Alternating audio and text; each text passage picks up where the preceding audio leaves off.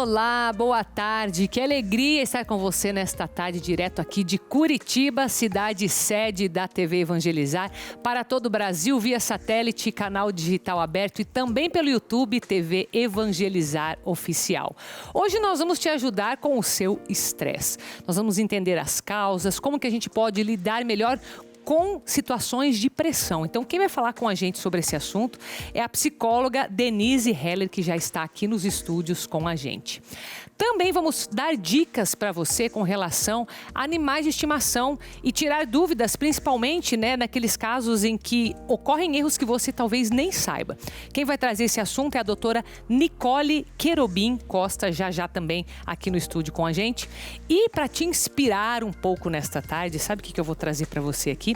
Como que funciona um laboratório de orquídeas. Olha que lindo que vai ser isso hoje, nesta tarde, hein? Obrigado pela tua companhia. Está começando a partir de agora o programa A Vida em Foco.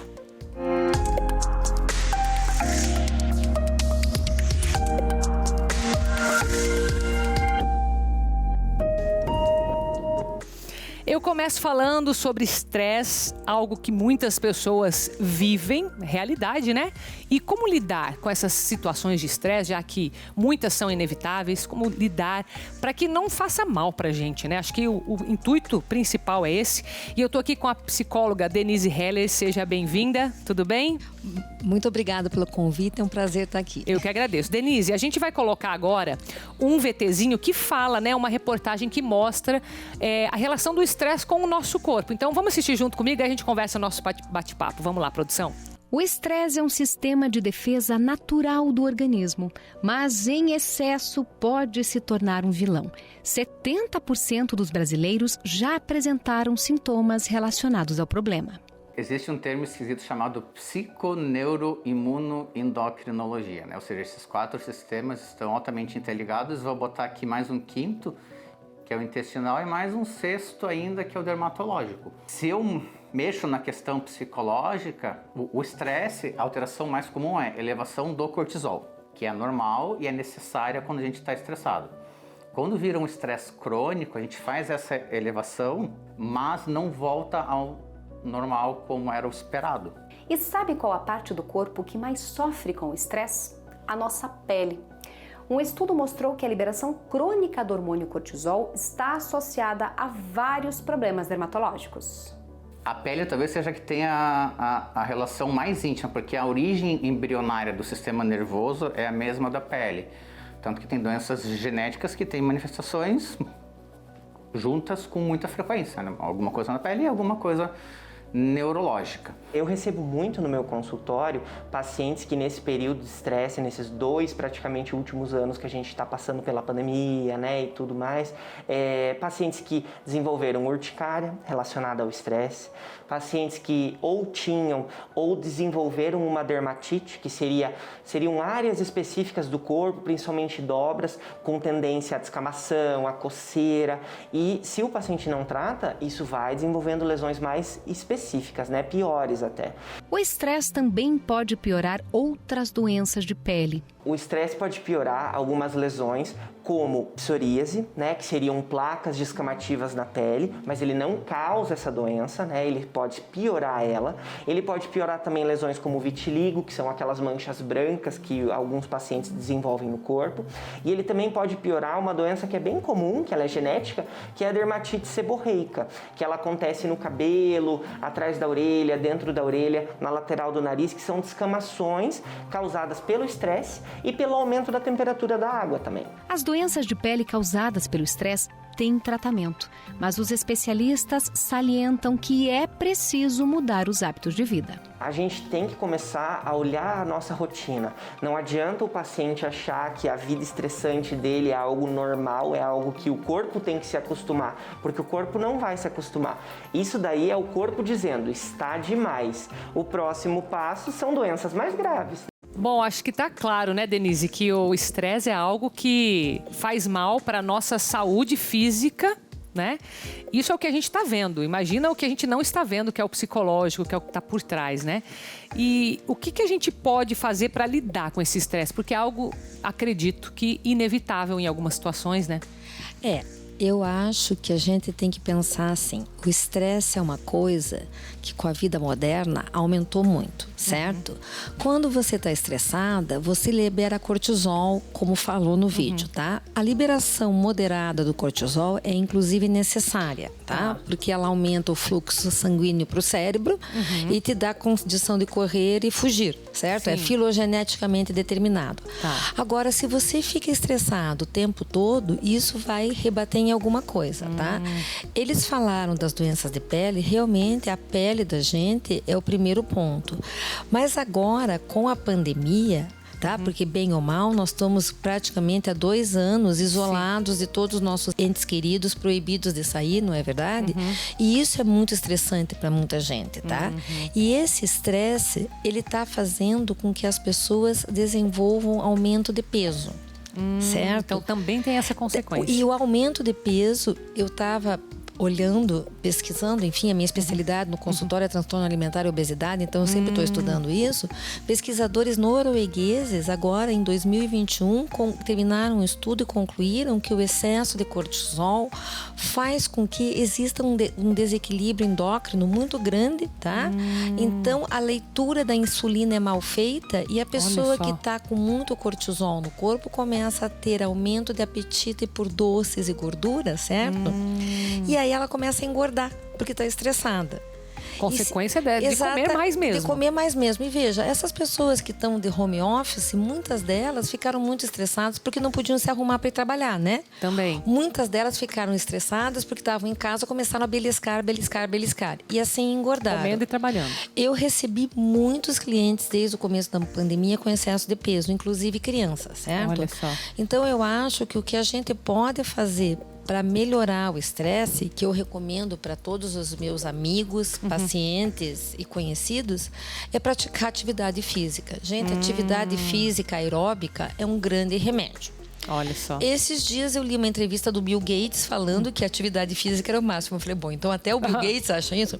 Sim. Então, gente, a atividade física aeróbica libera endorfina na corrente sanguínea. E isso combate o cortisol de alguma forma ou não? Porque a endorfina é o nosso calmante natural. Então, você acaba se acalmando, tá? Além da atividade física, eu acho que as pessoas podem recorrer a práticas se tiverem tempo e paciência, tá? Agora tá na moda mindfulness, tá? Mindfulness nada mais é do que uma meditação sem você ter que esvaziar a cabeça. É só você prestar atenção em você, no teu corpo e nos teus sentimentos, tá? Então, praticar yoga, praticar mindfulness, eu acho que são algumas alternativas. E na hora que não der mais mesmo, que a gente perceber que sozinho não consegue, procurar ajuda especializada, porque eu acho que não é vergonha nenhuma. Sim. É muito melhor você deixar uma pessoa ter ajuda especializada do que ela desenvolver um vitiligo, porque daí é irreversível, né? Uma psoríase, porque a gente sabe que psoríase causa um dano psicológico enorme. A pessoa fica com vergonha de mostrar os braços, as pernas. Sim. Bom, agora a gente olhou um pouco para essas questões externas, mas na tua opinião, na tua experiência clínica, você acha que é possível enfrentar essas situações de estresse, de pressão, a partir do fortalecimento desse emocional da pessoa? Porque daí a gente vai por um outro ângulo agora, né? Tá, tudo bem, eu tenho algumas ferramentas. Uma meditação, uma yoga, enfim, para conseguir segurar. Mas e se eu quiser me fortalecer frente a isso?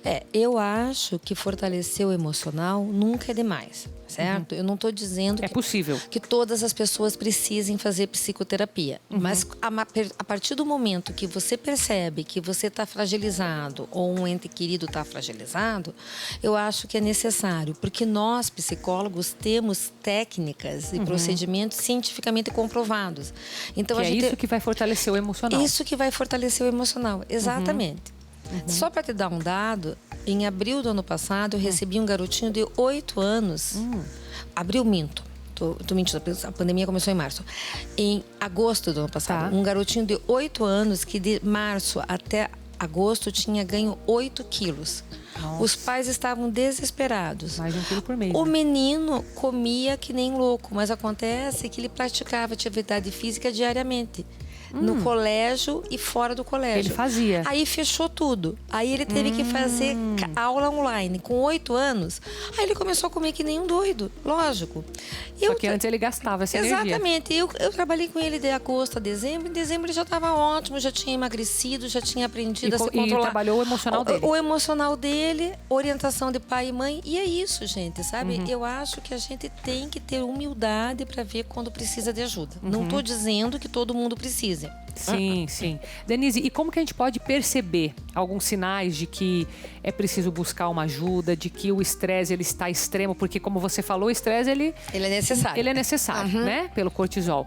Como que a gente percebe isso? Veja, quando você começa a perceber problema de sono, ou normalmente pessoas estressadas não conseguem dormir. Ou dormem e acordam de madrugada assustadas, com pesadelo. O sono é o primeiro indicativo. O segundo é o apetite.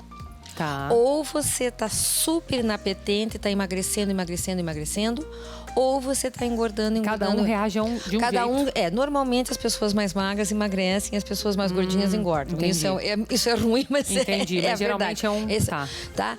E a terceira coisa é quando você começa a perceber que você está extremamente irritado, tá? Com pequenas coisas. Na verdade, eu não sei se você dirige, mas eu tenho parado de dirigir, porque eu tô com medo de dirigir. As pessoas no trânsito estão super estressadas, todo mundo fica brigando, ficam batendo o carro todo dia. Gente, é um absurdo.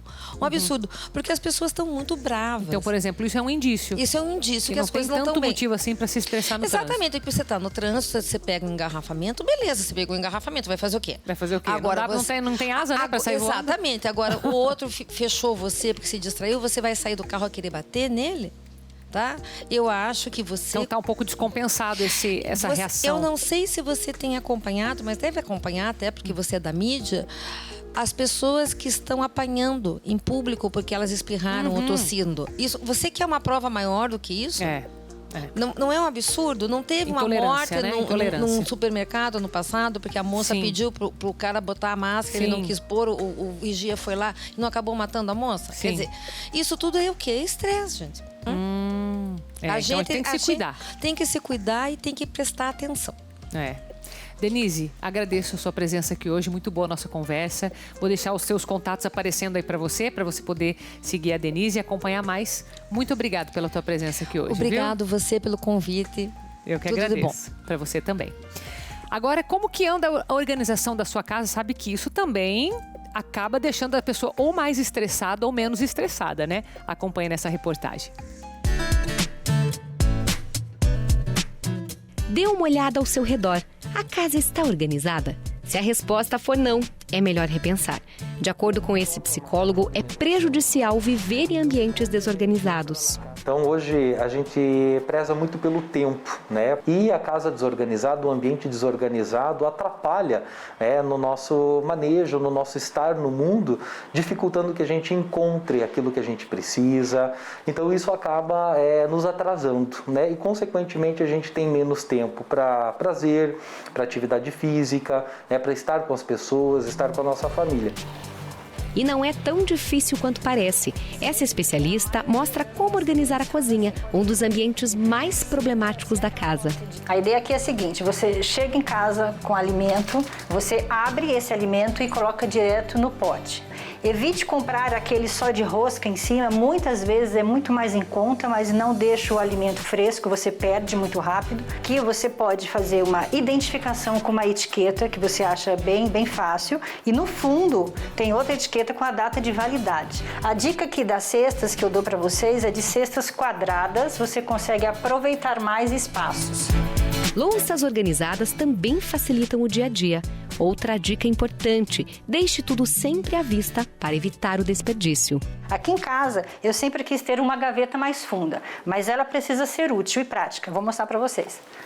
Ó, aqui, essa última gaveta, eu guardo as minhas compras, todos que estão fechados, tá? E eu coloco desta maneira em pé, porque eu consigo visualizar tudo que eu tenho. Já nos ambientes de uso comum, nada de deixar roupas e objetos pelo caminho. Se você chega em casa e deixa o casaco, deixa a bolsa, deixa várias coisas que depois você nem consegue enxergar o tampo da mesa, não é legal. O bacana é você chegar, já subir direto, tá? E guardar tudo, deixar sempre a mesa livre e assim você mantém uma organização da casa. Nos quartos e no banheiro, mantenha tudo limpo e no lugar, mesmo com a correria. Então assim, acorda um pouco mais cedo, toma seu banho, organiza a cama. Uma vez durante a semana é legal você fazer toda a troca de cama, abrir sempre as janelas, isso é muito importante também para arejar. O banheiro é uma questão bem importante também, às vezes a casa tem somente um banheiro, né, para todo mundo, enfim. Retirar o lixo todos os dias, isso é fundamental, tá? Toalhas, acabou o banho, evita de deixar a toalha no box. Manter a bancada sempre organizada, às vezes espirra pasta e tudo mais, então passa ali um pano e o seu banheiro fica limpo sempre e higienizado. E a melhor dica de todas, uma casa organizada vai te deixar mais feliz. Algumas pesquisas mostram que as pessoas entrando em ambientes, né, visualmente organizados, limpos, elas secretam mais endorfina. E a endorfina é uma substância, né, que a gente secreta naturalmente, mas principalmente em situações de alegria, de bem-estar. Ela é o hormônio da felicidade, né?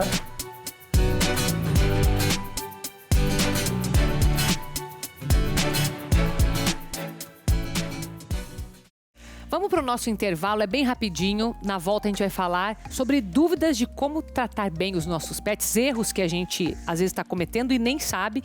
E quem vai falar desse assunto com a gente é a doutora Nicole Querobim Costa. Eu volto já.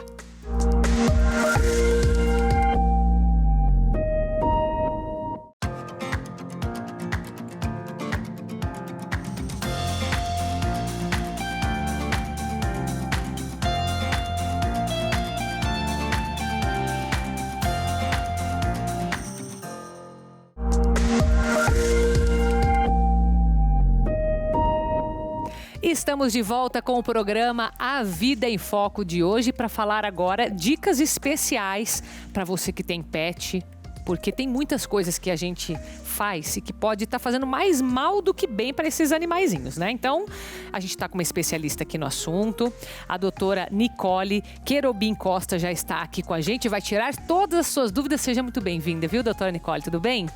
Tudo bem, muito obrigada pelo convite. Eu que agradeço. A gente tem muitas dúvidas, né? Inclusive, vou pedir para a produção já colocar a primeira pergunta na tela, porque olha só, é uma pergunta que tem muita dúvida, né? Podemos dividir a nossa alimentação com os pets? Está lá naquele churrasquinho, aí faz aquela cara de peduncho e vai lá. Isso daí é bom? Pode, não pode? Tem limites? Há um tempo atrás, isso os veterinários não recomendavam de jeito nenhum, né? Nada. Então era só ração. Hoje em dia, com a alimentação natural, depende do que você vai dar comendo. Então, hoje em dia, a gente pode trabalhar, né? Pode oferecer frutas, dividir um pouquinho de fruta, Cachorro alguns legumes. come fruta, gato come fruta, não? Sim, algumas frutas e alguns legumes são. Quais, por exemplo? A banana, a maçã. O meu não come fruta nenhuma, mas tudo bem. Não é muito saudável. Manga, eles comem esses aí, os menos ácidos, eu tô entendendo ou não? Isso, na verdade, até assim, a mimosa, né, como chamamos aqui em Curitiba. Que é a tangerina ou a bergamota, enfim, é dessa família, né? Se você der um gominho, tudo bem. Se for um cão grande, até 2 gominhos, você tem que perceber também se o animal não tiver uma gastrite, né? Não tiver nada que possa prejudicá-lo, tudo bem. Mas um pedacinho pode? Pode. Tá. E os legumes, então o brócolis, a batata doce, a cenoura, podem ser bem-vindos. Existem animais que têm hipersensibilidade alimentar. E aí você vai ter que descobrir, se ele tiver, aí tem que tirar, afastar da alimentação. Tá. Mesma coisa com as carnes. Então, o frango, a carne bovina, um pedacinho sem nenhum tempero, às vezes até um pouquinho de sal, uma gotinha de azeite, não teria problema. É até saudável. Você pode mesclar, colocar um pouquinho junto até com a ração, sem exageros, mais como um agrado, né? Tá. Ou até para não é para substituir uma refeição do animal, é para de vez em quando, para participar ali. Isso, se ele consumir a ração, é para participar. Se ele for adepto da alimentação natural, ele vai comer só alimentos mesmo. Seriam alguns tipos de carne e alguns legumes. legumes. Interessante. Que bom, que fiquei feliz, que realmente já vi veterinários falando que não pode extremamente... Mas é que são linhas de pensamento também, né? Vamos para mais uma pergunta ali na tela. A respeito de produtos de limpeza, se eles podem afetar a saúde dos bichos. Podem, Carol, podem sim. A gente tem uma gama enorme de produtos de limpeza hoje. Eles estão presentes no nosso dia a dia. E vários deles podem afetar. E, claro, também depende da individualidade. Só pelo cheiro, no caso? Do assim, animal. Alguns animais, sim. Alguns animais, eles começam a espirrar logo que sentem. Pode até estar um pouco longe. Olha e só. isso já afeta. Eles têm um olfato muito apurado, muito sensível. Lembrando que os animais, principalmente aqueles produtos que são passados no chão, os animais estão muito perto do chão. E tem toda essa sensibilidade. Então, eles sentem, muitas vezes, mesmo depois de seco. Olha só. Então, o que a gente mesmo? recomenda assim, para os tutores? Que quando forem higienizar o espaço, sempre higienizem, deixem secar totalmente para depois deixar que o animal passeie e entre naquele espaço. Tá. Mesmo assim, preste atenção. Se começar a perceber espirros, às vezes até tosse, irritação ocular, secreção nasal, ou então problemas de pele, às vezes dá problema nos coxins, que são as patinhas, aquelas almofadinhas da patinha. Às vezes no peito, no pescoço, que é quando o animal deita. Preste atenção, o ideal é que retire esse produto do rol da limpeza e utilize, por exemplo, o vinagre de álcool, que tem um poder de limpeza bastante grande e geralmente não faz mal nenhum. Aí você pode diluir com um pouco de água, é mais barato e serve para várias superfícies. Sim. Pode colocar o álcool 70 também diluído com um pouquinho de água. Eles costumam ser bem menos alergênicos. Ah, legal. O problema mais é o cheiro mesmo, então, que fica, né? E algumas das substâncias desses desinfetantes e tal, que são realmente muito fortes. Legal. Então, vou colocar mais uma pergunta na tela, doutora Nicole. O que fazer quando o pet está acima do peso? Regime. A família também deve estar comendo demais. É verdade. Tem regime para pet, não? Tem dietas, tem reduzir a ração. Rações, tem rações específicas, né, para cães obesos. Olha então, esses cães e gatos, né? Então, esses animais aí deveriam passar, se fazem alimentação com ração, então devem passar a consumir esse tipo de ração e na quantidade correta. Muitas vezes a pessoa deixa a ração de forma livre. E se você olhar em cada saco de ração, tem lá pro peso do seu animal quanto que você deve dar por dia. Mas no caso, esse animal que está com o peso elevado, a gente não vai poder considerar esse peso dele. Teria que dar a instrução daí de um veterinário. Isso, na verdade, se a pessoa já estiver dando aquela quantidade, aí não, mas dificilmente isso acontece. O que acontece é que a pessoa está dando a mais. Está dando a mais, geralmente. Principalmente os petiscos e as comidinhas extras é o que engordam o cão. Ah, entendi. Além do sedentarismo, né? Cães que ficam sedentários dentro de casa, não saem muito ou não saem quase nada. Isso é um perigo tanto para nós quanto para eles. Então, o que a gente recomenda é corrigir a quantidade, corrigir a qualidade do alimento, seja ração, então, para obesidade, ou se for adepto da alimentação natural, então conversa com o seu nutricionista veterinário para corrigir. Provavelmente, se tem um nutricionista, ele já vai estar vendo isso. E começa a aumentar a frequência de passeios. Quem sabe escreve. No nosso espaço, por exemplo, a gente trabalha com daycare, que é a creche. Hoje em dia está muito que daí daí tem um espaço para ele brincar, para interagir, isso é bom. Exatamente. Ele vai brincar, ele vai interagir, ele vai ter atividades específicas que estimulam o instinto canino e fazem com que ele possa gastar energia brincando, né? Sim, legal.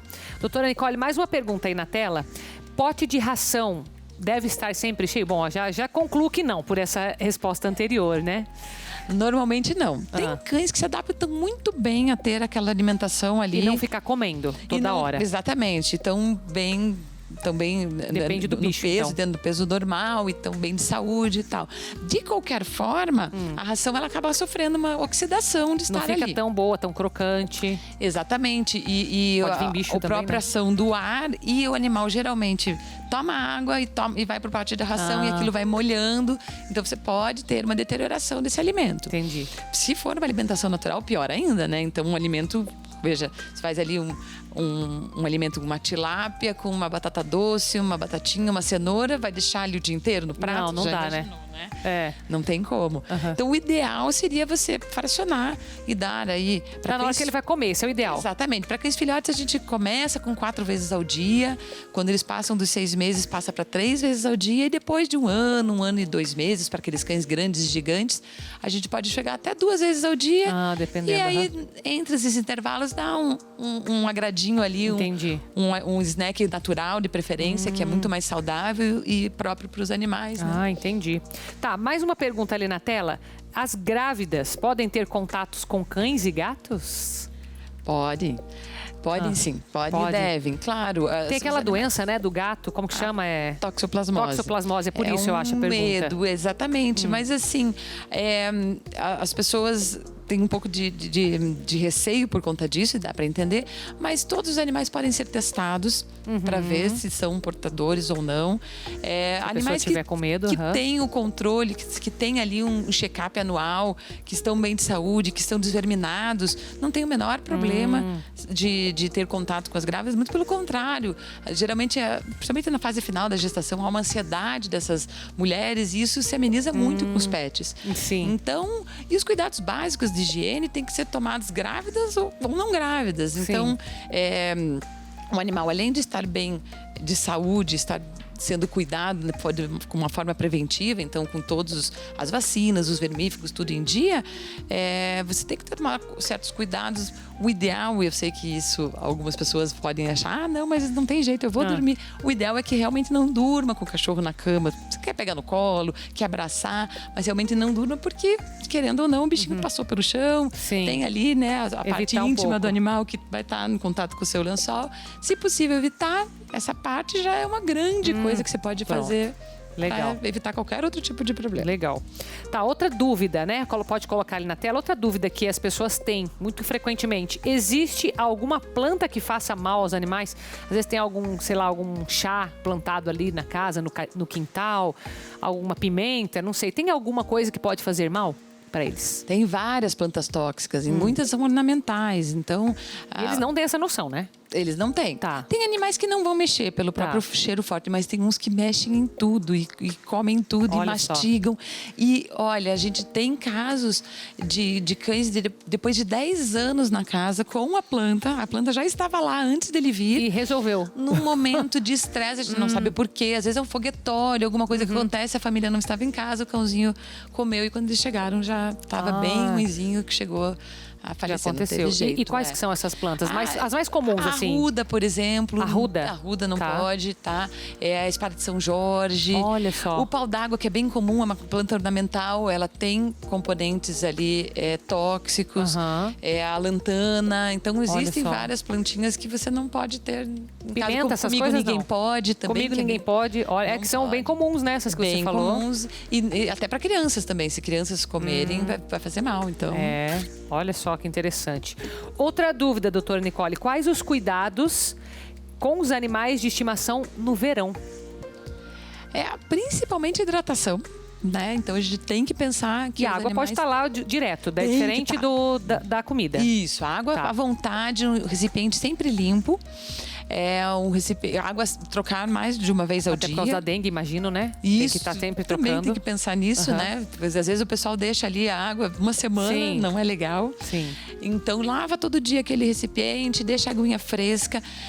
Tem cães alguns cães sofrem mais com calor do que outros, algumas raças específicas, aqueles braquicefálicos que a gente chama, que são os cães que têm o focinho achatado, eles têm uma dificuldade grande bulldog, de respiração. Não é? O bulldog, o boxer, o pug. Os mais achatados, aqueles pequenininhos também, shih tzu, tudo aqueles têm o focinho para dentro. Isso mesmo. E então eles têm uma dificuldade de respiração, uma dificuldade de troca de calor, então, né? E acabam sofrendo mais, então, com o verão, com as temperaturas elevadas. Então, manter esse animal em ambiente fresco, na sombra. Todos os animais têm que ter acesso à sombra no verão, da mesma forma que tem que ter acesso no inverno a um ambiente quente, aconchegante, tem que ter a um local fresco no verão. A água fresca, você pode colocar até umas pedrinhas de gelo. Se for um local muito quente, pode pôr. Pode pôr, tem uns que adoram. Se não quiser pôr pedrinha, tem medo, sei lá, que ele engula, se engasgue. Você pode congelar num copinho, por exemplo, uma pedra maior e deixar ali. E ela vai descongelando, aquela aguinha vai estar sempre fresca. Pode colocar ventilador para ventilar. O ar-condicionado mais fraquinho também pode. Muitas vezes, no nosso caso ali, a gente tem alguns clientes do daycare. O Bulldog, por exemplo, que é um cachorro, geralmente tem um peso grande e tem essa dificuldade. E quando a gente percebe que eles estão começando a alterar ali a respiração, a gente sobe e mantém eles um pouquinho no ar-condicionado para se refrescarem. Já ficam mais tranquilos. A gente tem que ter esse cuidado. Olha só. Existem alguns tapetes geladinhos também que você pode comprar nesses pets, assim, e tem bastante colocar, ferramenta, né, hoje em dia. E o cuidado importante também, filtro solar, principalmente para aqueles que têm o focinho mais rosinha, ou o pelinho branco, é muito importante porque Mas filtro solar que a gente usa ou tem específico para animais? Tem específico, hoje em dia tem específico para os animais. Olha então só. É bem importante. Tem até Passa uns coloridos. por cima do pelo ali também, não? Ou não geralmente precisa? são naquelas áreas onde está mais exposta a pele. Geralmente é mais no focinho, na ponta das orelhas. O restante o pelo acaba conseguindo proteger. Legal. Porque ele é um pouquinho mais longo, né? Legal. Tem até uns filtros solares coloridos, então as crianças adoram fazer. É bom que daí eles passam também, ajudam, né? Isso mesmo. Mais uma pergunta, doutora Nicole.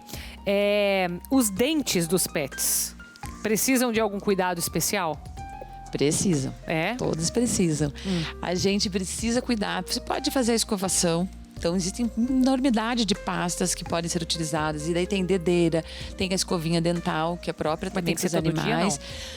Então, o ideal é que fosse todo dia. Mas são raros os tutores que têm esse tempo. E também são muitos pets que não aceitam direito. Então, é difícil a escovação. Então, pelo menos uma vez por semana, se possível.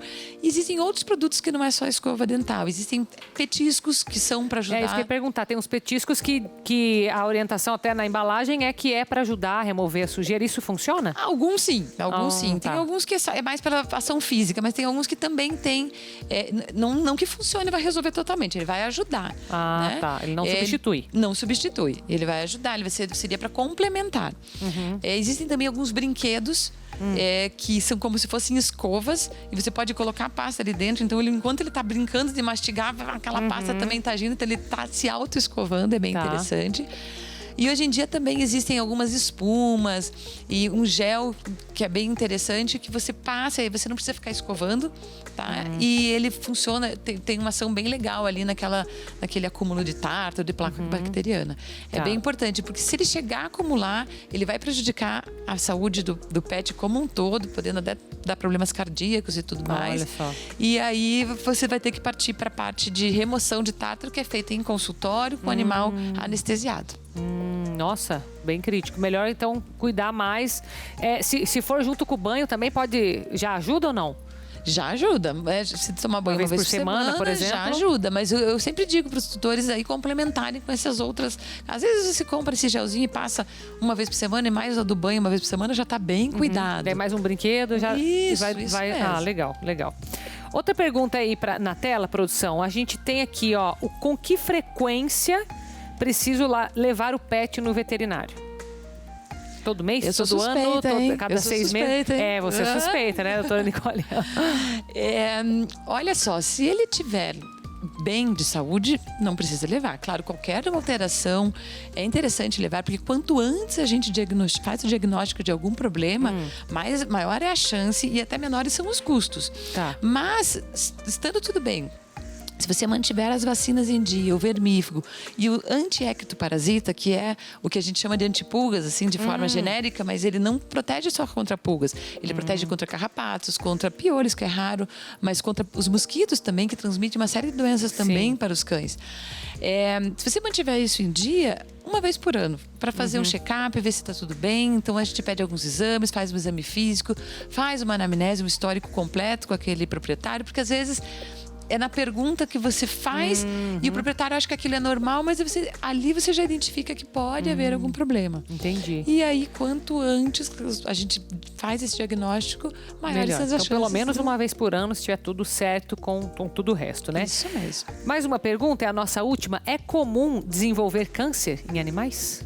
Infelizmente e uma das doenças que a gente mais perde dos nossos animais atualmente. Olha só. Bem como em seres humanos, eles sofrem junto conosco. Não se sabe exatamente o motivo, mas acredita-se que seja pela maior... por eles estarem vivendo mais, né? Então, eles estão vivendo mais tempo, a longevidade está maior e com eles vem, então, esses tumores que começam a aparecer, geralmente, nos cães mais idosos. Então, na parte já geriátrica, quando já estão nessa fase. Então, os que mais acontecem aí com uma maior frequência são os cânceres de pele, cutâneo e de subcutâneo, também os mamários nas cadelinhas, câncer de testículo, de tecido hematopoético. Esses são os que mais ocorrem, infelizmente. E a gente tem que ficar de olho. Por isso também a importância, né, de estar sempre fazendo esse check-up. Isso porque mesmo. Pode pegar alguma coisa também. Com certeza. Preventivo. Com certeza tem muita chance de pegar de uma forma bem precoce ainda. Sim. E aí ter mais chance, porque tem tratamento, alguns com mais resultados, outros com menos, infelizmente. Mas tem tratamento e quanto antes a chance acaba sendo maior também. Sim. Muito obrigada, viu, doutora Nicole, por estar aqui. Vou deixar o seu Instagram, tá aparecendo ali pro pessoal. Agradeço mais uma vez a tua participação, tá? Eu que agradeço, Carol. Estamos à disposição. Obrigada.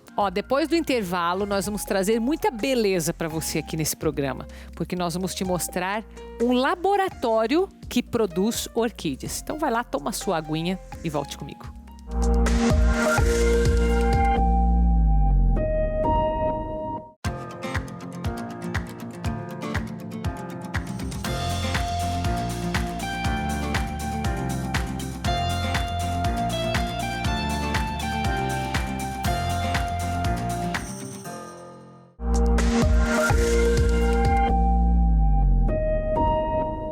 Estamos de volta com o programa A Vida em Foco de hoje para falar agora dicas especiais para você que tem pet, porque tem muitas coisas que a gente faz e que pode estar fazendo mais mal do que bem para esses animaizinhos, né? Então, a gente está com uma especialista aqui no assunto, a doutora Nicole Querobim Costa já está aqui com a gente, vai tirar todas as suas dúvidas. Seja muito bem-vinda, viu, doutora Nicole? Tudo bem? Tudo bem, muito obrigada pelo convite. Eu que agradeço. A gente tem muitas dúvidas, né? Inclusive, vou pedir para a produção já colocar a primeira pergunta na tela, porque olha só, é uma pergunta que tem muita dúvida, né? Podemos dividir a nossa alimentação com os pets? Está lá naquele churrasquinho, aí faz aquela cara de peduncho e vai lá. Isso daí é bom? Pode, não pode? Tem limites? Há um tempo atrás, os veterinários não recomendavam de jeito nenhum, né? Nada. Então, era só ração. Hoje em dia, com a alimentação natural, depende do que você vai dar comendo. Então, hoje em dia, a gente pode trabalhar, né? Pode oferecer frutas, dividir um pouquinho de fruta, alguns legumes. Come fruta, gato come fruta, não? Sim, algumas frutas e alguns legumes são. Quais, por exemplo? A banana, a maçã. O meu não come fruta nenhuma, mas tudo bem. Não é muito saudável. Manga, eles comem esses aí, os menos ácidos, eu tô entendendo ou não? Isso, na verdade, até assim, a mimosa, né, como chamamos aqui em Curitiba. Que é a tangerina ou a bergamota, enfim, é dessa família, né? Se você der um gominho, tudo bem. Se for um cão grande, até 2 gominhos, você tem que perceber também se o animal não tiver uma gastrite, né? Não tiver nada que possa prejudicá-lo, tudo bem. Mas um pedacinho pode? Pode. Tá. E os legumes, então o brócolis, a batata doce, a cenoura, podem ser bem-vindos. Existem animais que têm hipersensibilidade alimentar. E aí você vai ter que descobrir, se ele tiver, aí tem que tirar, afastar da alimentação. Tá. Mesma coisa com as carnes. Então, o frango, a carne bovina, um pedacinho sem nenhum tempero, às vezes até um pouquinho de sal, uma gotinha de azeite, não teria problema. É até saudável. Você pode mesclar, colocar um pouquinho junto até com a ração, sem exageros, mais como um agrado, né? Ou até para não é para substituir uma refeição do animal, é para de vez em quando, para participar ali. Isso, se ele consumir a ração, é para participar. Se ele for adepto da alimentação natural, ele vai comer só alimentos mesmo. Seriam alguns tipos de carne e alguns legumes. Que interessante. Que bom, fiquei feliz, que realmente já vi veterinários falando que não pode extremamente... Mas é que são linhas de pensamento também, né? Vamos para mais uma pergunta ali na tela. A respeito de produtos de limpeza, se eles podem afetar a saúde dos bichos. Podem, Carol, podem sim. A gente tem uma gama enorme de produtos de limpeza hoje. Eles estão presentes no nosso dia a dia. E vários deles podem afetar. E, claro, também depende da individualidade. Só pelo cheiro, no caso? Do assim, animal. Alguns animais, sim. Alguns animais, eles começam a espirrar logo que sentem. Pode até estar um pouco longe. Olha e só. isso já afeta. Eles têm um olfato muito apurado, muito sensível. Lembrando que os animais, principalmente aqueles produtos que são passados no chão, os animais estão muito perto do chão. E tem toda essa sensibilidade. Então, eles sentem, muitas vezes, mesmo depois de seco. Olha só. Então, o que a gente, mesmo? assim, recomenda sempre aos tutores? Que quando forem higienizar o espaço, sempre higienizem, deixem secar totalmente para depois deixar que o animal passeie e entre naquele espaço. Tá. Mesmo assim, preste atenção. Se começar a perceber espirros, às vezes até tosse, irritação ocular, secreção nasal, ou então problemas de pele, às vezes dá problema nos coxins, que são as patinhas, aquelas almofadinhas da patinha. Às vezes no peito, no pescoço, que é quando o animal deita. Preste atenção, o ideal é que retire esse produto do rol da limpeza e utilize, por exemplo, o vinagre de álcool, que tem um poder de limpeza bastante grande e geralmente não faz mal nenhum. Aí você pode diluir com um pouco de água, é mais barato e serve para várias superfícies. Sim.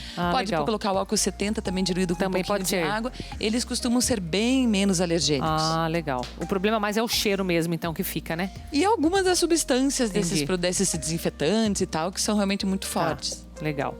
Então, vou colocar mais uma pergunta na tela, doutora Nicole. O que fazer quando o pet está acima do peso? Regime. A família também deve estar comendo demais. É verdade. Tem regime para pet, não? Tem dietas, tem reduzir a ração. Rações, tem rações específicas, né, para cães obesos. Olha então, esses cães e gatos, né? Então, esses animais aí deveriam passar, se fazem alimentação com ração, então devem passar a consumir esse tipo de ração e na quantidade correta. Muitas vezes a pessoa deixa a ração de forma livre. E se você olhar em cada saco de ração, tem lá para o peso do seu animal, quanto que você deve dar por dia. Mas no caso, esse animal que está com o peso elevado, a gente não vai poder considerar esse peso dele. Teria que daí a instrução daí de um veterinário. Isso, na verdade, se a pessoa já estiver dando aquela quantidade, aí não, mas dificilmente isso acontece. O que acontece é que a pessoa está dando a mais. Está dando a mais, geralmente. Principalmente os petiscos e as comidinhas extras é o que engordam o cão. Ah, entendi. Além do sedentarismo, né? Cães que ficam sedentários dentro de casa, não saem ou não saem muito ou não saem quase nada. Sim, isso é um perigo tanto para nós quanto para eles. Sim. Então, o que a gente recomenda é corrigir a quantidade, corrigir a qualidade do alimento, seja ração, então, para obesidade, ou se for adepto da alimentação natural, então conversa com o seu nutricionista veterinário para corrigir. Provavelmente, se tem um nutricionista, ele já vai estar vendo isso. E começa a aumentar a frequência de passeios. Quem sabe escreve. No nosso espaço, por exemplo, a gente trabalha com daycare, que é a creche. Hoje em dia está muito comum. Daí daí tem um espaço para ele brincar, para interagir, isso é bom. Exatamente. Ele vai brincar, ele vai interagir, ele vai ter atividades específicas que estimulam o instinto canino e fazem com que ele possa gastar energia brincando, né? Sim, legal. Doutora Nicole, mais uma pergunta aí na tela. Pote de ração deve estar sempre cheio? Bom, já concluo que não, por essa resposta anterior, né?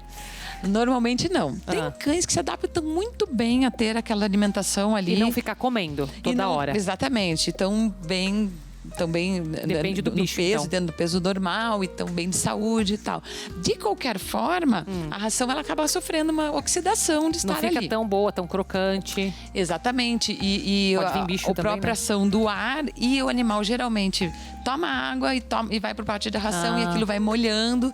Então você pode ter uma deterioração desse alimento. Entendi. Se for uma alimentação natural, pior ainda, né? Então um alimento, veja, você faz ali um alimento, uma tilápia com uma batata doce, uma batatinha, uma cenoura, vai deixar ali o dia inteiro no prato? Não dá, né? Não tem como. Então, o ideal seria você fracionar e dar aí... Para na hora que ele vai comer, esse é o ideal. Exatamente. Para cães filhotes, a gente começa com 4 vezes ao dia. Quando eles passam dos 6 meses, passa para 3 vezes ao dia. E depois de 1 ano e 2 meses, para aqueles cães grandes e gigantes, a gente pode chegar até 2 vezes ao dia. Dependendo. E aí, entre esses intervalos, dá um agradinho ali. Entendi. Um snack natural, de preferência, que é muito mais saudável e próprio para os animais. Né? Entendi. Tá, mais uma pergunta ali na tela. As grávidas podem ter contatos com cães e gatos? Podem sim, podem e devem, claro. Tem aquela doença, né, do gato, como que chama? Toxoplasmose. Toxoplasmose, é por isso eu acho a pergunta. Medo, exatamente. Mas assim, as pessoas têm um pouco de receio por conta disso, e dá para entender, mas todos os animais podem ser testados para ver se são portadores ou não. Animais que com medo, que têm o controle, que têm ali um check-up anual, que estão bem de saúde, que estão desverminados, não tem o menor problema de ter contato com as grávidas, muito pelo contrário. Geralmente, principalmente na fase final da gestação, há uma ansiedade dessas mulheres e isso se ameniza muito com os pets. Sim. Então, e os cuidados básicos de higiene têm que ser tomados grávidas ou não grávidas. Sim. Então, um animal, além de estar bem de saúde, estar sendo cuidado com uma forma preventiva, então com todas as vacinas, os vermífugos, tudo em dia, você tem que tomar certos cuidados. O ideal, eu sei que isso algumas pessoas podem achar, não, mas não tem jeito, eu vou dormir. O ideal é que realmente não durma com o cachorro na cama. Você quer pegar no colo, quer abraçar, mas realmente não durma porque, querendo ou não, o bichinho passou pelo chão, tem ali, né, a parte íntima do animal que vai estar em contato com o seu lençol. Se possível evitar, essa parte já é uma grande coisa que você pode fazer. Legal. Para evitar qualquer outro tipo de problema. Legal. Tá, outra dúvida, né? Pode colocar ali na tela. Outra dúvida que as pessoas têm muito frequentemente. Existe alguma planta que faça mal aos animais? Às vezes tem algum chá plantado ali na casa, no quintal, alguma pimenta, não sei. Tem alguma coisa que pode fazer mal para eles? Tem várias plantas tóxicas e muitas são ornamentais. Então, eles não têm essa noção, né? Eles não têm. Tá. Tem animais que não vão mexer pelo próprio cheiro forte, mas tem uns que mexem em tudo e comem tudo e mastigam. E olha, a gente tem casos de cães depois de 10 anos na casa com a planta já estava lá antes dele vir. E resolveu. Num momento de estresse, a gente não sabe por quê. Às vezes é um foguetório, alguma coisa que acontece, a família não estava em casa, o cãozinho comeu e quando eles chegaram já estava bem ruinzinho, que chegou a falecer. Já aconteceu. E quais que são essas plantas? As mais comuns, assim? Arruda, por exemplo. Arruda? Arruda não pode, tá? A espada de São Jorge. Olha só. O pau d'água, que é bem comum, é uma planta ornamental, ela tem componentes ali tóxicos. A lantana. Então, existem várias plantinhas que você não pode ter. Pimenta, essas comigo coisas ninguém não. Pode também. Comigo ninguém pode. Olha, que são bem comuns, né? Essas que você falou. Bem comuns. E até para crianças também. Se crianças comerem, vai fazer mal, então. Olha só que interessante. Outra dúvida, doutora Nicole. Quais os cuidados com os animais de estimação no verão? Principalmente a hidratação. Né? Então a gente tem que pensar que a água pode estar lá direto, diferente da comida. Isso, a água à vontade, um recipiente sempre limpo. Água trocar mais de uma vez ao dia. Por causa da dengue, imagino, né? Isso. Tem que estar sempre trocando. Também tem que pensar nisso, né? Porque às vezes o pessoal deixa ali a água uma semana, não é legal. Sim. Então lava todo dia aquele recipiente, deixa a aguinha fresca. Tem cães alguns cães sofrem mais com calor do que outros, algumas raças específicas, aqueles braquicefálicos que a gente chama, que são os cães que têm o focinho achatado, eles têm uma dificuldade grande bulldog, de respiração. Não é? O bulldog, o boxer, o pug. Os mais achatados, aqueles pequenininhos também, shih tzu, tudo aqueles têm o focinho para dentro. Isso mesmo. E então eles têm uma dificuldade de respiração, uma dificuldade de troca de calor, então, né?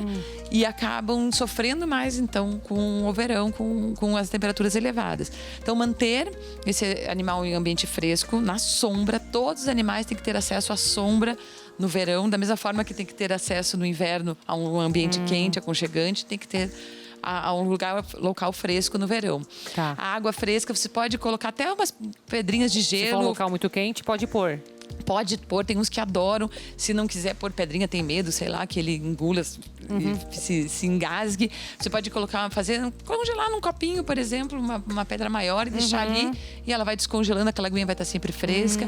Pode colocar ventilador para ventilar. O ar-condicionado mais fraquinho também pode. Muitas vezes, no nosso caso ali, a gente tem alguns clientes do daycare. O Bulldog, por exemplo, que é um cachorro geralmente tem um peso grande e tem essa dificuldade. E quando a gente percebe que eles estão começando a alterar ali a respiração, a gente sobe e mantém eles um pouquinho no ar-condicionado para se refrescarem. Já ficam mais tranquilos. A gente tem que ter esse cuidado. Olha só. Existem alguns tapetes geladinhos também que você pode comprar nesses pets, assim. Tem bastante ferramenta, né, hoje em dia. E o cuidado importante também, filtro solar, principalmente para aqueles que têm o focinho mais rosinha, ou o pelinho branco, é muito importante porque Mas filtro solar que a gente usa ou tem específico para animais? Tem específico, hoje em dia tem específico para os animais. Olha então só. é bem importante. Tem até Passa uns por cima do coloridos. pelo ali também, não? Ou não geralmente precisa? são naquelas áreas onde está mais exposta a pele. Geralmente é mais no focinho, na ponta das orelhas. O restante o pelo acaba conseguindo proteger. Legal. Porque ele é um pouquinho mais longo, né? Legal. Tem até uns filtros solares coloridos, então as crianças adoram fazer é bom que daí eles passam também, ajudam, né? Isso mesmo. Mais uma pergunta, doutora Nicole. Os dentes dos pets precisam de algum cuidado especial? Precisam. Todos precisam. A gente precisa cuidar. Você pode fazer a escovação. Então, existem enormidade de pastas que podem ser utilizadas. E daí tem dedeira, tem a escovinha dental, que é própria também para os animais. Então, o ideal é que fosse todo dia. Mas são raros os tutores que têm esse tempo. E também são muitos pets que não aceitam direito. Então, é difícil a escovação. Então, pelo menos uma vez por semana, se possível. Existem outros produtos que não é só escova dental. Existem petiscos que são para ajudar. Isso que eu ia perguntar. Tem uns petiscos que a orientação até na embalagem é para ajudar a remover a sujeira. Isso funciona? Alguns sim. Tem alguns que é mais pela ação física, mas tem alguns que também tem... Não que funcione, vai resolver totalmente. Ele vai ajudar. Né? Ele não substitui. Não substitui. Ele vai ajudar. Ele seria para complementar. Existem também alguns brinquedos que são como se fossem escovas. E você pode colocar a pasta ali dentro. Então, enquanto ele está brincando de mastigar, aquela pasta também está agindo. Então, ele está se auto-escovando. É bem interessante. E hoje em dia também existem algumas espumas e um gel que é bem interessante que você passa e você não precisa ficar escovando, tá? E ele funciona, tem uma ação bem legal ali naquele acúmulo de tártaro, de placa bacteriana. É bem importante, porque se ele chegar a acumular, ele vai prejudicar a saúde do pet como um todo, podendo até dar problemas cardíacos e tudo mais. Olha só. E aí você vai ter que partir para a parte de remoção de tártaro, que é feita em consultório com o animal anestesiado. Nossa, bem crítico. Melhor então cuidar mais. Se for junto com o banho também já ajuda ou não? Já ajuda. Se tomar banho uma vez por semana, por exemplo, já ajuda. Mas eu sempre digo para os tutores aí complementarem com essas outras. Às vezes você compra esse gelzinho e passa uma vez por semana e mais a do banho uma vez por semana já está bem cuidado. Daí mais um brinquedo já vai. Legal. Outra pergunta aí na tela, produção. A gente tem aqui, com que frequência preciso levar o pet no veterinário? Todo mês? Todo ano? Cada 6 meses? Você é suspeita, né, doutora Nicole? Olha só, se ele tiver bem de saúde, não precisa levar. Claro, qualquer alteração é interessante levar, porque quanto antes a gente faz o diagnóstico de algum problema, maior é a chance e até menores são os custos. Mas, estando tudo bem, se você mantiver as vacinas em dia, o vermífugo e o anti-ectoparasita, que é o que a gente chama de antipulgas, assim, de forma genérica, mas ele não protege só contra pulgas. Ele protege contra carrapatos, contra piolhos, que é raro, mas contra os mosquitos também, que transmitem uma série de doenças também para os cães. Se você mantiver isso em dia, uma vez por ano, para fazer um check-up, ver se está tudo bem. Então, a gente pede alguns exames, faz um exame físico, faz uma anamnese, um histórico completo com aquele proprietário, porque às vezes é na pergunta que você faz e o proprietário acha que aquilo é normal, mas ali você já identifica que pode haver algum problema. Entendi. E aí, quanto antes a gente faz esse diagnóstico, maiores são as chances. Pelo menos uma vez por ano, se tiver tudo certo com tudo o resto, né? Isso mesmo. Mais uma pergunta, é a nossa última. É comum desenvolver câncer em animais? Infelizmente e uma das doenças que a gente mais perde dos nossos animais atualmente. Olha só. Bem como em seres humanos, eles sofrem junto conosco. Não se sabe exatamente o motivo, mas acredita-se que seja pela maior... por eles estarem vivendo mais, né? Então, eles estão vivendo mais tempo, a longevidade está maior e com eles vem, então, esses tumores que começam a aparecer, geralmente, nos cães mais idosos. Então, na parte já geriátrica, quando já estão nessa fase. Então, os que mais acontecem aí com uma maior frequência são os cânceres de pele, cutâneo e de subcutâneo, também os mamários nas cadelinhas, câncer de testículo, de tecido hematopoético. Esses são os que mais ocorrem, olha só, infelizmente. E a gente tem que ficar de olho. Por isso também a importância, né, de estar sempre fazendo esse check-up. Isso porque mesmo. Pode pegar alguma coisa também. Com certeza. Preventivo. Com certeza tem muita chance de pegar de uma forma bem precoce ainda. Sim. E aí ter mais chance, porque tem tratamento, alguns com mais resultados, outros com menos, infelizmente. Mas tem tratamento e quanto antes a chance acaba sendo maior também. Sim.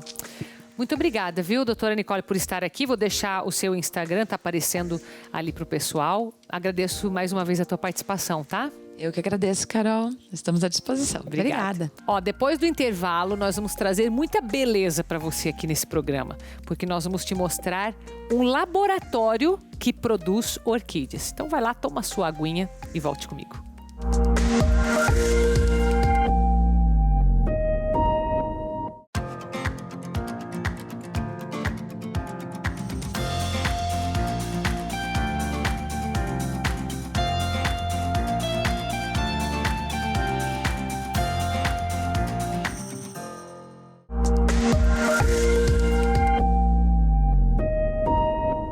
Estamos de volta com o programa Vida em Foco nesta tarde de primavera.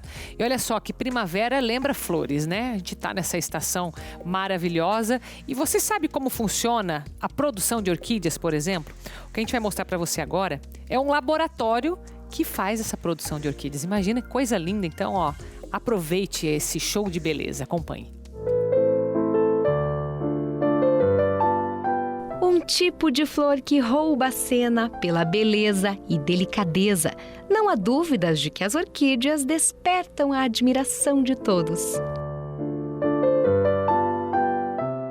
Existem cerca de 30 mil espécies de orquídeas no mundo. Só no Brasil, são mais de 3.500. Aqui neste orquidário, são cultivadas por volta de 400 variedades.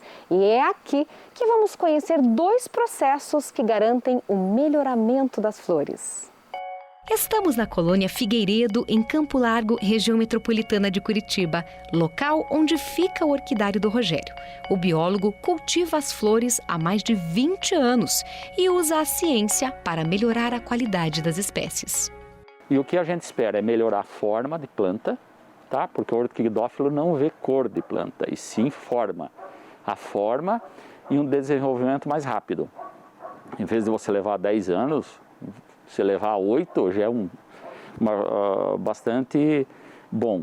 E aí também é a observação, se a planta é uma excelente planta, mas tem vírus, ela é descartada. Aqui a gente queima a planta. Um dos processos é a semeadura, onde o objetivo é produzir flores com detalhes diferentes. Todas elas são geneticamente diferentes, são irmãzinhas ou irmãozinhos com características genéticas diferentes. Uma é mais branca, outra é mais avermelhada ou mais amarela. Então, esse processo todo é que vai dando sempre novas variedades de orquídeas. O primeiro passo é escolher 2 orquídeas na estufa, a doadora, de onde é retirado o pólen, e a matriz, que recebe o material. O que eu tenho aqui na ponta do lápis é um agregado de pólen das orquídeas que a gente vai utilizar para fazer um cruzamento nessa planta vermelha. Tá? Quando a gente coloca no local certo, em 24 horas o ovário que está aqui, ele vai todo ele entumecer. Ou seja, vai haver a fecundação dos óvulos que estão na flor pelos pólens que estão nessa polínia. Tá? Dentro de 1 ano aproximadamente, ele fica amadurecido para ir para o laboratório.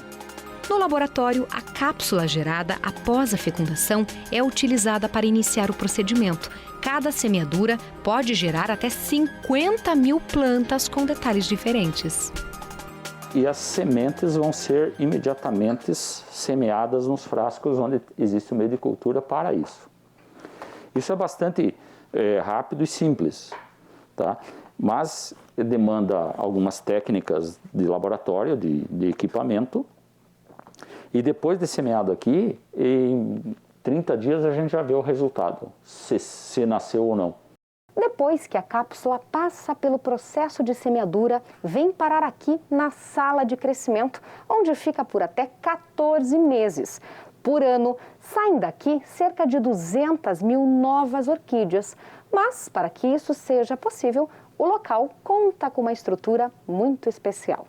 O que a gente teve que fazer, em primeiro lugar, é entender a quantidade de calor e luz que a planta precisa. Então, nós estamos numa sala com isolamento térmico, 3 isolamentos térmicos, porque nós moramos numa região que é fria, e aqui dentro, hoje, a hora que você entrou aqui, você já sentiu bastante calor, né? Hoje está 25 graus aqui dentro, que é a média que fica durante 24 horas dia, todos os dias do ano. Já o processo de clonagem busca plantas iguais à matriz, com as melhores características dela. O trabalho também é realizado no laboratório e pode gerar até 1000 novas orquídeas. Todo o processo é identificado para que os resultados sejam acompanhados e os acertos repetidos. E o Rogério faz questão de dar uma dica especial para quem gosta de flores. Não comprem plantas que não sejam de laboratórios ou de produtores sérios. Se você desconfiar que essa planta veio da mata, eu achei isso caído, não compre, não adquira, porque você está ajudando a destruir o restante de natureza que a gente tem.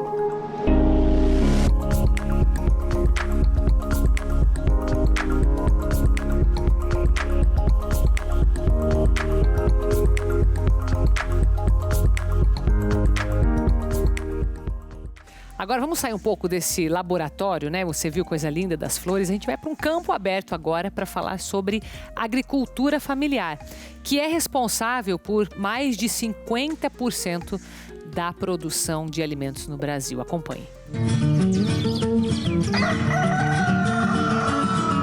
Estamos no bairro Contenda, que fica em São José dos Pinhais, cidade da região metropolitana de Curitiba. Aqui fica a propriedade da família Matuszewski, que cultiva hortaliças e cogumelos orgânicos. Eles têm tradição na agricultura familiar. A Silvana e o Luiz cresceram no campo, são filhos de produtores rurais. Teve um período que a gente até parou para achou que talvez seria melhor, mas ele foi trabalhar com caminhão e acabou começando a ter vários problemas de saúde. Então a gente resolveu voltar a trabalhar com a agricultura. Mas a agricultura convencional, ela também usa muito agrotóxico e acaba prejudicando a saúde, então a gente passou para o orgânico. Hoje, a produção gira em torno de 10 mil unidades de hortaliças por mês, como, por exemplo, couve, beterraba, alface e cenoura. A maior parte vai para São Paulo e Santa Catarina. O casal tem 3 filhos que também ajudam na produção. E não é porque o negócio é de família que as funções não são definidas. Aqui, as tarefas são bem divididas. A menina vai alimentar os animais, os meninos já vão carregar as caixas, o meu marido já vai dar uma olhada para ver o que precisa colher, o que não tem, pegar os pedidos. E assim a gente segue daí para a roça para fazer a colheita da manhã. 2 vezes por semana tem colheita à tarde também. Os outros dias a gente vai para o plantio ou para a capina. Essa é uma das mais de 4 milhões de famílias que trabalham dessa forma no Brasil. Hoje, a agricultura familiar já é responsável por mais de 50% da alimentação consumida no país e corresponde a 80% da produção mundial de alimentos. A Silvana explica que essa forma de trabalho tem muitas vantagens. Compensa assim, a gente trabalha em família, está sempre juntos. Eu consigo coordenar os meus filhos da minha maneira, né? Quando a gente contrata alguém, primeiro eu vou ter que ensinar ela. Então, talvez aquele valor que eu vou pagar para ela talvez seja pouco, mas como eu vou ter todo o trabalho de estar ensinando ela a fazer, para mim vai acabar sendo caro. Mas é claro que as dificuldades existem, como por exemplo, as variações climáticas. Esse ano de começo até agora era seca, né? Aí agora, semana passada, tivemos a geada aí, que prejudicou bastante, né? Estragou bastante coisa aí. É de tudo um pouco é bicho, é praga. Sempre tem alguma coisa para atrapalhar, né? Outra desvantagem é depender de revendedores, um fator que diminui o lucro. Depois que cai na mão do atravessador, pega valor, né? Aí lá a mercadoria tem valor. Pra gente aqui não é muito bom o preço, não. É baixo, não é o que a gente esperava. Apesar de todos os desafios, se depender dos filhos, o negócio vai continuar em família mesmo. O João Carlos tem só 17 anos, mas já faz muitos planos para o futuro. Eu pretendo continuar trabalhando na roça, ampliar a produção um pouco, ampliar equipamento, tudo. Montar uma estufa, que nem para plantar coisa diferente.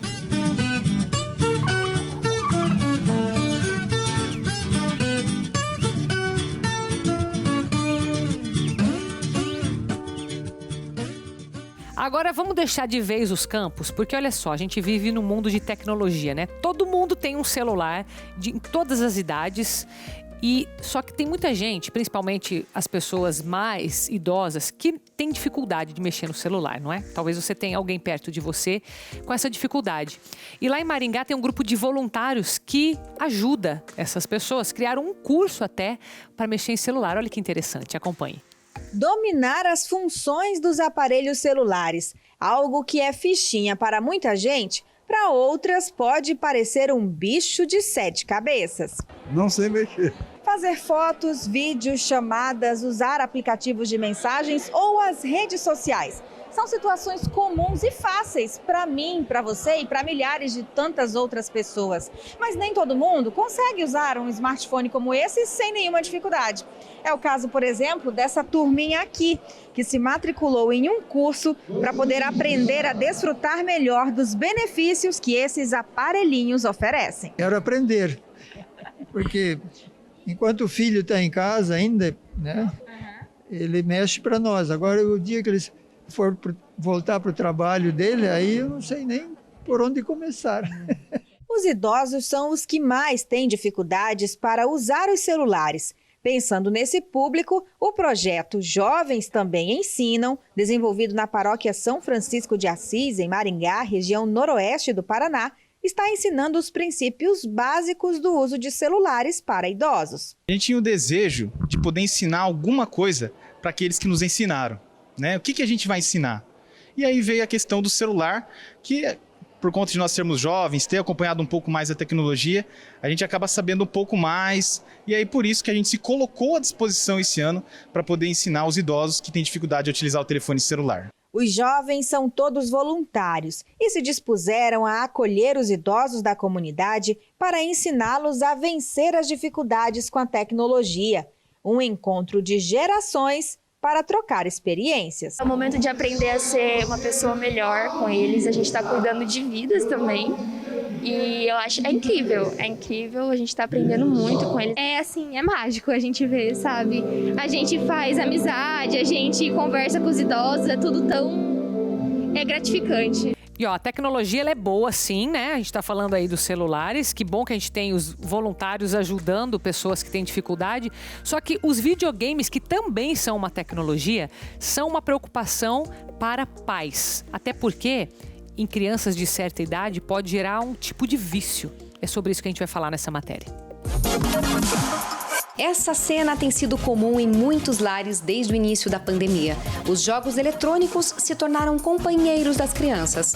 A Samantha percebeu que o comportamento do filho mudou. Por conta da pandemia, né, o que ocorreu que acaba jogando mais mesmo. Até porque o aparelho eletrônico é onde ele vai assistir às aulas. Então acaba que ele fique mais tempo ainda jogando ou assistindo, então isso daí dificultou um pouquinho você retirar ele do aparelho. Aumentou muitos casos, por exemplo, de crise de ansiedade, crise do pânico. Isso aumentou bastante em crianças nesse momento de isolamento, justamente por essa exclusão, por esse afastamento de todo o restante da sociedade. Uma pesquisa mostrou que 65% das crianças já estão viciadas em dispositivos eletrônicos. A gente percebe os mais velhos, né, a partir de 8, 9 anos, com assim uma grande necessidade da tecnologia dentro da escola. Então a gente vê negociações, como por exemplo, você me empresta um pouco o teu celular, ou eu não estou muito bom, você liga para minha mãe, com o intuito de ir para casa para jogar. E esse excesso pode afetar o aprendizado. Se o menino joga, a atenção dele se perde. Se ele joga muito à noite, de manhã ele não vai funcionar dentro da sala de aula, né? O cérebro dele precisa dormir, o corpo dele necessita de sono. Mas como saber se os jogos estão sendo prejudiciais? Os pais devem observar algumas mudanças. O principal alerta é justamente na fala da criança. Porque às vezes não só o comportamento, né? Às vezes a criança ela não tem um afeto assim muito transparente, que ela extravasa. Mas na fala dela você tem que tomar muito cuidado. Às vezes ela acaba trazendo algum relato um pouco mais agressivo, um relato um pouco mais depressivo. Então, tudo isso o pai tem que ter aquele feeling de entender. Opa, peraí, não é o comum do meu filho falar dessa maneira. A criança, ela não sabe.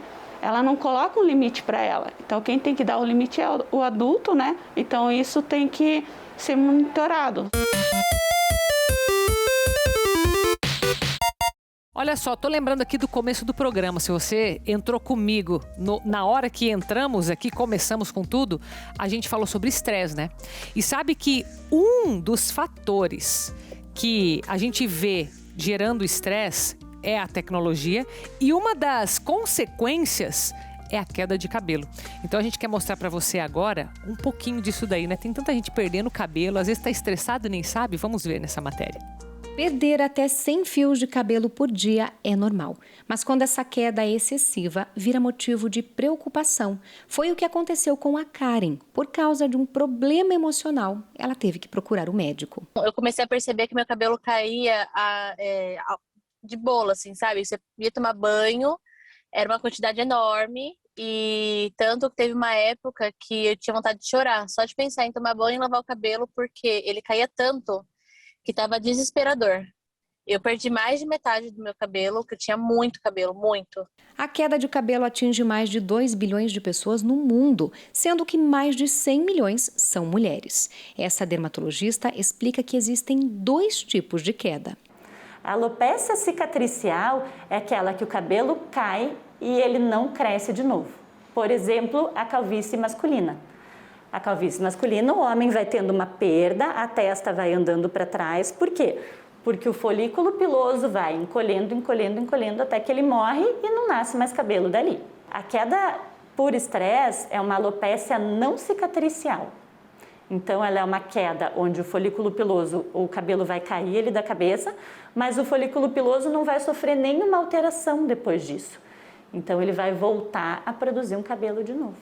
No caso da alopécia não cicatricial, o estresse afeta o ciclo natural do cabelo. O estresse, ele produz alguns hormônios, algumas substâncias que vão atuar lá no folículo piloso, que é o bercinho do cabelo, vamos dizer assim, fazendo com que o cabelo passe mais rápido da fase de crescer para a fase de cair. O diagnóstico é feito em consultório e, na maioria dos casos, com tratamento, a queda por fatores emocionais é reversível.